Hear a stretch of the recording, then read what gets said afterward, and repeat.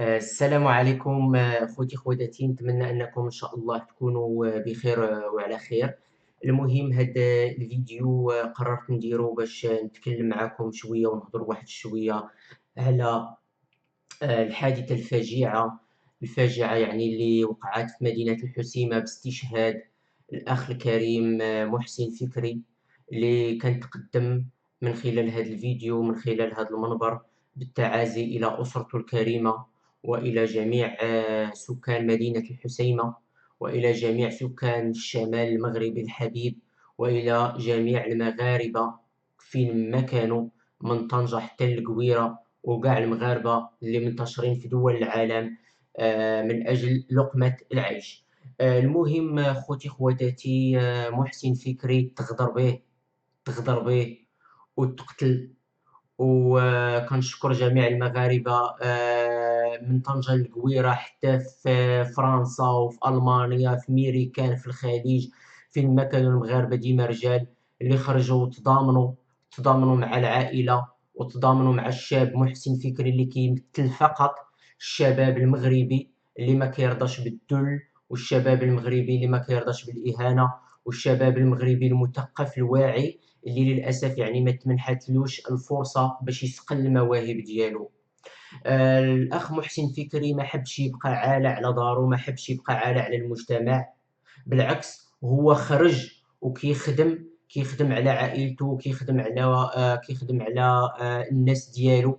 مشى للميناء وفي الميناء شرا الحوت، وإلا كان الحوت ممنوع، حاجة وحدة باغي نعرف علاش الحوت كيتباع في الميناء، ولا بالنسبة اللي كيتحكموا في الصيد في أعالي البحار واللي كيسرقوا الحوت اللي ممنوع أصلا يتصيد. بالنسبة لهادوك ما كيجي حتى حد عندهم الميناء، البواخر ديالهم كيدخلوا للميناء عادي، كيفرغوا السلعة عادي منوعة ولا ما منوعاش، حتى حد ما كيراقبها. كيتراقب غير هذاك المواطن الشريف، هذاك المواطن المسكين، هذاك المواطن الضعيف اللي شرا البضاعة وحب يعاود فيها البيع، وهذا حق تاعو مشروع لأنه دخل لهذا المجال باش يعاون الأسرة ديالو وكيشتغل بالحلال. إذا إلا كانت البضاعة بتتلف، ولا كانوا البضاعة بيحيدوها لشي واحد، كان عليهم يحيدوها لهذاك الشخص الكبير. ما عرفتش أنا شكون، يعني من التماسيح اللي تيقول عليهم السيد رئيس الحكومة بن كيران. هادوك الأشخاص هما اللي كان اتخذ منهم البضاعة، ولكن هادوك كتعرفوا ما كيقرب ليهم حتى واحد، الحق راير على المواطن البسيط المسكين. الشي اللي عجبني هو التضامن ديال الناس، والشي اللي عجبني هو الوحدة تاع المغاربة والنظام وخروجهم في مظاهرات سلمية في نظام وانتظام، وهذا شيء جميل وشيء يشكرون عليه. اللي ما عجبنيش صراحةً إخواني أخواتي هو أنه كاينين بعض الناس اللي تيحاولوا يستافدوا من الموت نتاع الشهيد محسن فكري، ويثيروا الفتنة بين المغاربة، وتيحاولوا يستفزوا الشعب المغربي الموحد من طنجة للكويرة. حنايا ما بغينا حرب، حنايا ما بغينا فتنة، اللي فينا مكفينا. ولذلك حنايا متحدين مع عائلة المحسن فكري، وتنطالبوا بالقصاص على المجرمين، وتكون المحاكمة محاكمة علنية. لكن اللي لازم نحذروا منه خوتي خواتاتي هو أنه ما نسمحوش لتلك الجراثيم اللي داخلة في المجتمع المغربي، واللي بغات تقسم المجتمع المغربي لدولة صحراوية وهمية، الجمهورية هنايا، جمهورية هنايا، جمهورية الريف، جمهورية سوس، جمهورية تمازوغ، جمهورية العرب، جمهورية أحنشان، جمهورية مراكش، جمهورية الدار البيضاء، جمهورية فاس. بغاو يرجعوا منا هنايا بحال الامارات اللي كانوا في الاندلس، يعني نوليو دويلات صغيره يقسموا الوحده المغربيه. لا، حنا كنطالبوا بالعدل، حنا كنطالبوا بان الشعب ان شاء الله تكون عنده الحقوق ديالو، وكنطالبوا بان الحكومه تقوم بالخدمه ديالها، ولا ما قادراش الحكومه تقوم بالخدمه ديالها عادي، ما كاين حتى مشكل، يمشيو ويخليو الناس اللي حابه تخدم والناس اللي حابه دير شي حاجه يمنحوا لهم الباب ويمنحوا لهم هذه الفرصه. وإلا رئاسة الحكومة حتى هي ما قادراش ومهمومة حاليا، رئاسة الحكومة حاليا للأسف والأحزاب الوطنية للأسف ما كيهمهم حاليًا غير تشكيل الحكومة والبرلمان، وشكون معاه من، وشكون غادي ياخد هاد الوزارة، وشكون غادي ياخد هاد الوزارة، واش غادي يدخل، واش هذا ما غاديش يدخل الحكومة، وحتى حد ما هَمّو، حتى حد ما هَمّو الظلم، حتى حد ما هَمّو الفساد اللي منتشر، حتى حد ما هَمّو هاد الشي، والفقير مسكين هو اللي كيتعذب، والفقير مسكين هو اللي كياكلها. هذا شيء غير مقبول، وعلى رئاسة الحكومة أنها تدخل في هذا الأمر، وتدخل في هذا الإجراء، لأنه لا يُعقل أن الملك ديالنا محمد السادس يوقّف الزيارة ديالو في إفريقيا، في الأدغال الإفريقية، يوقّف الزيارة ديالو وما مشاش لإثيوبيا، ويرجع للمغرب، والسيد رئيس الحكومة والوزراء اللي كانوا مصدعين الشعب واللي وسخوا الشوارع بالزبل وبالوراق وبالغواط، وانتخبوا عليا وما تنتخبوش عليا. فينا هما؟ فين مشاو هاد الناس؟ فين مشاو هاد الناس؟ فين مشاو هاد الناس؟ هذه هي الهضره. صافي سالاو الانتخابات، يعني حتى دابا 5 سنين عاد غادي نوليو نشوفوا المسؤولين وكذا وكذا وكذا. لا بالعكس، حنا باغيين عداله اجتماعيه، وكنطالبوا ايضا انه تخصص الاخ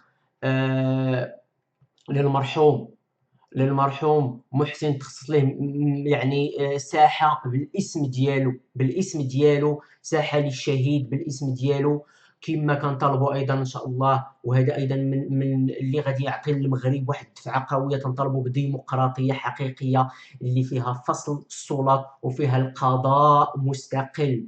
القضاء خصو يكون مستقل في المغرب، لانه الا ما كانش القضاء مستقل في المغرب راه حقوق الناس كثيره غادي تضحم، ناس كثيره غادي تقتل، ناس كثيره غادي تعذب، وما كاينش قضاء مستقل، لان القضاء كله بيد الاداره، وحتى حاجه ما غادي تحصل. المهم اللي كيهمنا في هذا الشيء هو اننا كلنا نترحموا على الشهيد اللي تقتل غدرا، وكنطالبوا بالعدل والعداله، وكنطالبوا باقصى العقوبات للمجرمين، وكنطالبوا بالقضاء على الفقر، لان الشباب المغربي ما عنده خدمه، ما بقات خدمه في المغرب، كلشي كيفكر غير في الخارج. حتى الخارج تسدوا عليهم البيبان. شحال من واحد مشى العام اللي فات وفي بداية هذا العام تاع 2016 مشاو للالمان، خرجوا للالمان، لاجئ سوري معروفه، وها هما دابا مساكن بغاو يرجعوهم عادي. هما اش غادي يدير مسكين؟ كون كان يعني عنده فرصه تاع العيش وعنده فرصه تاع الخدمه، ما غاديش يخوي بلادو. كنطالبوا بان الحكومه تقوم بالخدمه ديالها، يشوفوا شي حل، يتنقصوا الرواتب ديال البرلمان، لان البرلمان انا بصراحه والوزارات كيفكروا غير في المناصب، كيفكروا غير في شكون معامل، كيفكروا غير في يزيدوا في الرواتب ديالهم، كيفكروا غير في المصلحه الشخصيه ديالهم، كيفكروا غير يجددوا الطوموبيلات ديالهم، وفرعين لينا راسنا تيصدعوا لينا راسنا كل مره في 5 سنين. ها البرلمان يدقوا الديور ويوسخوا لينا الدنيا، وحتى الغلاء وحتى حاجه ما كنشوفوها. كنطالبوا اللي ما قادرش اسيدي يخدم يخوي بلاصتو ويخليها للناس اللي باغا تخدم. حنا باغيين المغرب يبقى موحد من طنجة للبويره، حنا باغيين فقط ان النظام في المغرب شويه يتحسن، تولي عداله اجتماعيه، يولي الفقير كيتحترم. الفقير الا مشى للاداره تقضى المصالح ديالو بلا ما يطلب منه شي واحد 20 درهم، بلا ما يطلب منه شي واحد 100 درهم، بلا ما يقول ليه سير تا تجي، ولا سير تا الغدا واجي، ولا سير تا العام الجاي واجي. ما باغيينش هكاك، باغيين ان الانصاف بين الشعب، بين جميع افراد الشعب، الفقير بحالو بحال الغني في القانون، والقانون يكون كيطبق على كل شيء. ماشي الفقير المسكين تجيو تحيدوا ليه الحوت اللي شراه بعرق الجبين ديالو، والغني اللي مشى صيد الحوت بالباخرات الكبيره ديالو، هذاك دخل الميناء وفراغ وهذا وتحد ما قالها ليه، تحد ما قال ليه شي حاجه.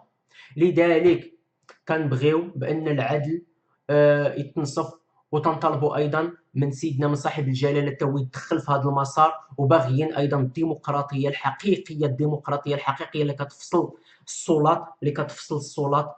وباغيين ايضا، وهذا هو اللي غادي ينفع المغرب، هي ملكيه برلمانيه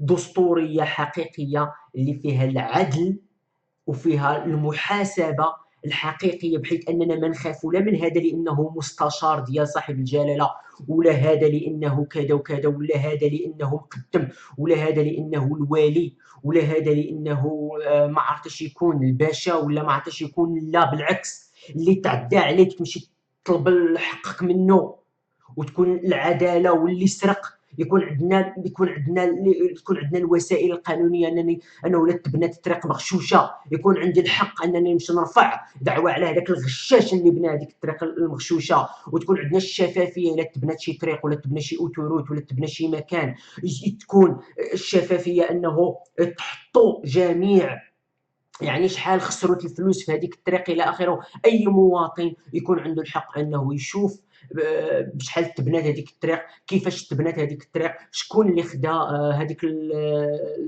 يعني اللي ربح بهذيك سميتو باش يعني يبني الطريق الى اخره. هذه كلها امور كنطالبوا بها ولا ما تحققاتش. الا ما تحققاتش للاسف، فانا اللي خايف منه ان المستقبل راه مظلم، المستقبل راه مظلم، والشعب راه عيا، الشعب راه عيا، باغيين، راه ما يمكنش انه نكونوا جيراننا هما لي زوروبيان وفيها العدل. كو كان الاخ محسن، المرحوم محسن الشهيد محسن الله يرحمه ويوسع عليه، كو كان في فرنسا ما كانش يجرى ليه هذا الشيء، كو كان في اسبانيا جارتنا ما كانش يجرى ليه هذا الشيء، وكان في الجيران جارتنا البرتغال ما كانش يجرى ليه هذا الشيء. ولكن هذا هو حال الدول المتخلفه اللي باغا تدل، وباغا تدل الشعب، وما عارفينش بان الشعب هو القوة والمحرك ديال أي وطن. والشعب المغربي شعب عنده تاريخ، وعنده رجالات، وعنده أبطال. لذلك نتمنى أن شاء الله يتعلموا من هذا الدرس نتاع الشهيد محسن الله يرحمه ويوسع عليه، ويتغير المغرب للأفضل، رغم أنه صعيب حاليا خوتي خواتاتي. المهم خوتي خواتاتي، ما تخليوش لاصحاب الفتنه اللي كيدخلوا لكم افكار، يعني شي ناس الان بداو تيدخلوا على الخط وتيبغيو ينوضوا الفتنه في المغرب، ما تخليوهمش، بالعكس خرجوا، تظاهروا بسلم وسلام، نطالبوا بحقوقنا، نطالبوا يعني الواجبات. المواطن عنده ايضا واجبات، لكن حنايا علينا حاليا غير واجبات، ما عليناش حقوق، ما عندناش الحقوق، الواجبات حاليا. الحقوق عند الاغنياء اللي تيستافدوا من الوضع. المهم حنا ما عندناش حقوق، عندنا غير الواجبات. دابا تنطالبوا بالحقوق ديالنا، الحقوق ديالنا باش تكون المناصفه بين الفقير وبين الغني، بان كلنا متساويين بحال اسنان المشط امام القانون، ويكون العدل ان شاء الله في البلاد. هذا اللي كنطلبوا به. باغيين نبقاو متحدين من طنجة للقويرة، وحنا الحمد لله متحدين ومتحابين، وحنايا مغاربة، والمغربي فوق العرقية وفوق أي شيء، فوق الجميع، الجنسية المغربية فوق الجميع، والوحدة الوطنية من طنجة للقويرة فوق الجميع، وهي هدف وفكر جميع المغاربة. والسلام عليكم ورحمة الله، ونتمنى إن شاء الله الخير لبلادنا الحبيبة، وبارك الله فيكم، والسلام عليكم ورحمة الله.